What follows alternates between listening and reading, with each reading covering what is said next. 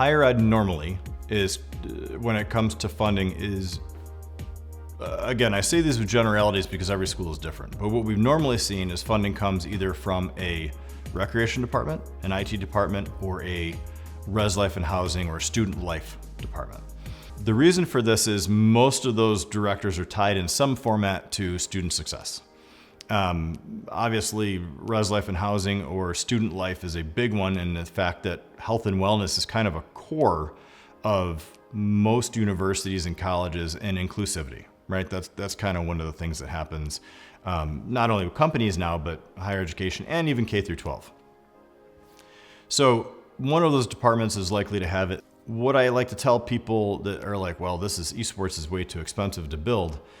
In higher education, especially in D1 schools, or any school that has an actual program, like a basketball program, soccer, football, a major team, lacrosse, field hockey, that has to travel, the travel budget for those teams is normally more than putting an esports program together at your university. So for those that say we can't find the money, you can. It's just, do you want to, and are you going to get creative about it, and which department is going to really want to take it?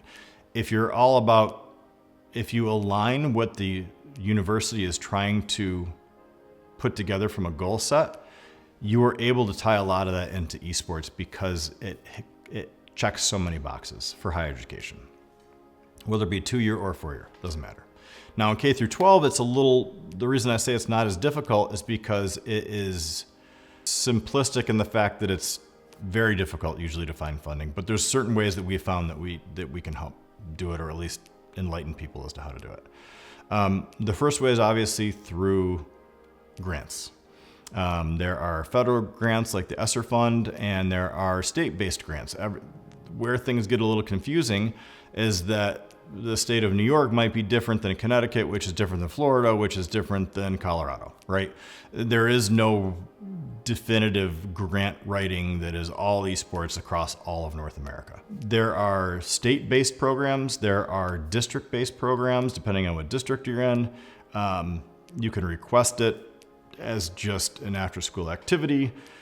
There's all sorts of ways to find the money.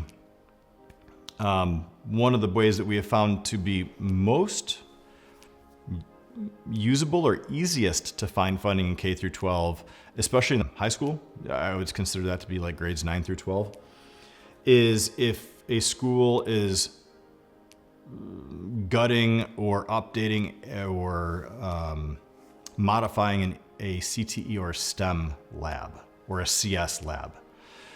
That is the easiest, because the computers that you're going to use in that space can be built for gaming and still do the same thing.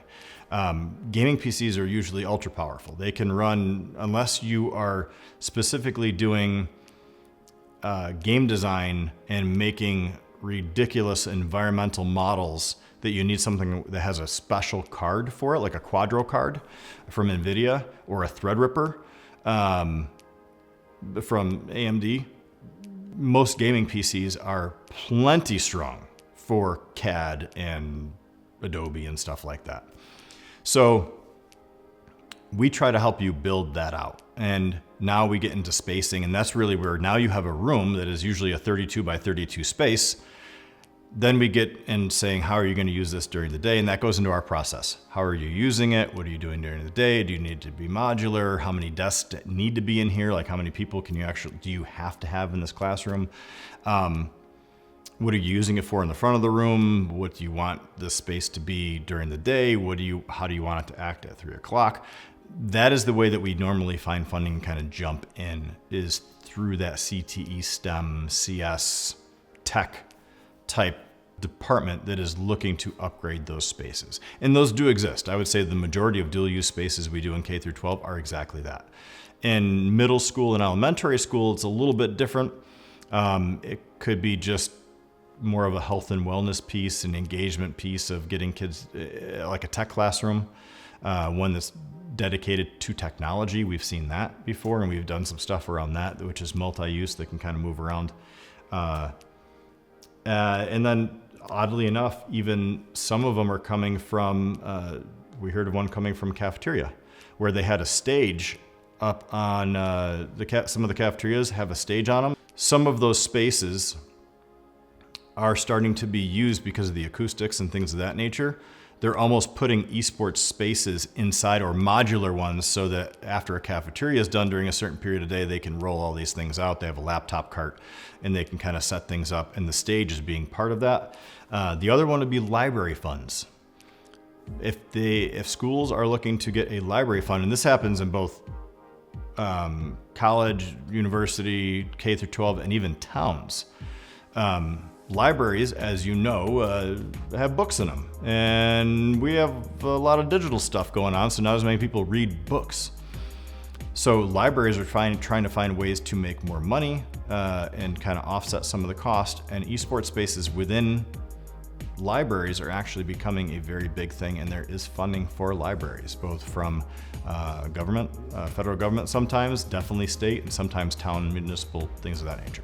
So those are some ways to find funding, and I would say definitely to take a look at your state and local government, as well as the ESSER fund, to see if you can find any for your classroom.